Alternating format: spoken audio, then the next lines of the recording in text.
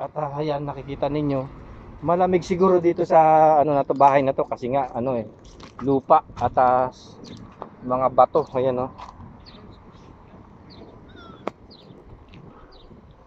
Ayan ang bahay nila. Diba? Banda doon, malawak ito guys, banda doon pa rin. Ayun, napakalaki ng bahay na yun, nawasak na lang din. Ayan guys, oh, tingnan nyo. At ayan, nakikita ninyo yung mosque. Matagal na rin panahon yan. More than a long years na rin. Napakalawak nitong lugar dito. Yan, oh. At nakikita ninyo yung mga bahay na yan, mga moderno na yan. Wala naman pinagkaiba sa bahay nila, kwadrado lang. Nga lang ito, konkreto na, may hollow blocks na, may semento na, may bakal na. Samantalang noon, yung bahay nila, putik lang, na meron na yung biga. Ayan, nakikita ninyo, yan yung ano, yung dates. Ayan, nakikita ninyo, dates. Oh, ayan, nagtutungkuran ng ano, ng kanilang bahay. At ang pinaka poste nila at saka biga, kahoy din, hindi ito bakal o inano ng semento. Ayan, puro muds at mga batong malalaki na tinapal nila. Ayan, para magtibay siya, meron mga bato na maliliit. At ayan, diba? Ayan yung bahay nila guys, hanggang doon yan. Napakalaki sigurong bahay na ito, hanggang doon sa dulo. Pero dito wasak na eh. At ayan oh, tingnan ninyo oh. Natumba na yung iba. Ayan ang bahay nila guys. Ayan, diba?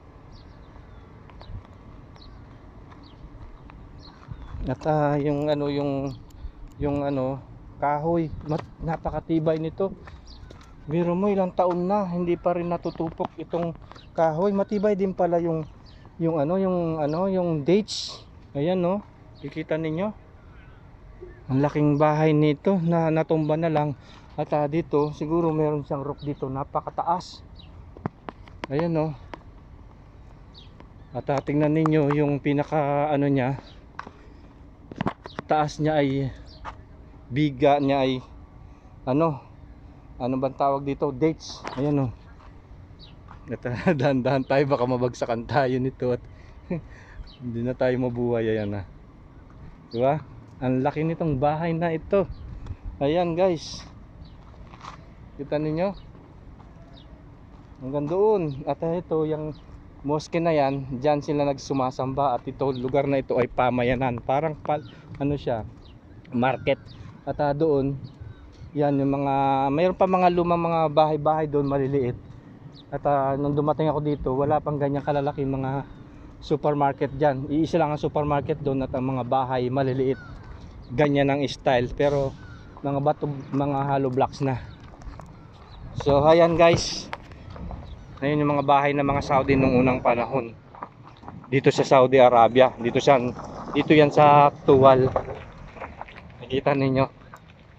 Ayan, at banda roon na yan, hanggang doon yan, sa nakapalibot yan hanggang doon sa dulo. Ayan.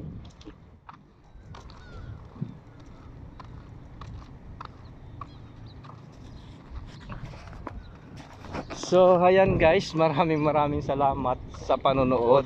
At sana nasiyahan kayo sa vlogs ko ngayon. Dito yan sa Tuwal, yung old house ng mga Saudi nung unang panahon, mud house.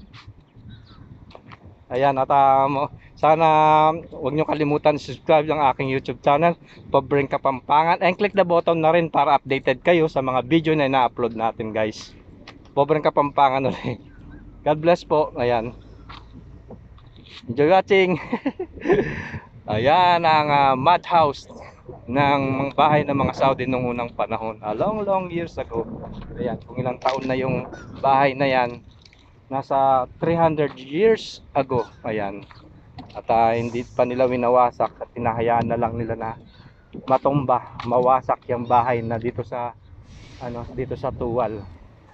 Ayan, napakadaming bahay na ganyan no, kita ninyo. At ang poste, ayan, kita ninyo.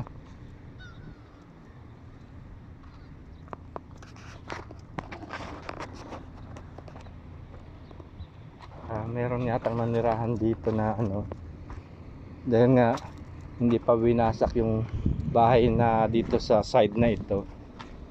Parang may pahingaan dito na nanirahan. Ayan, dito yan, eto. At meron siyang pintuan na maliit. Ayan, oh. Paggabi pwede kang manirahan dito. Ayan, meron siyang kwarto.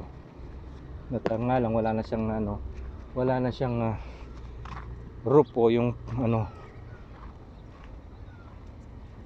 bubong. Ayan, oh. Ginawa na lang stock nila dito. Ayan yung bahay nila. Diba? Okay guys, dalating.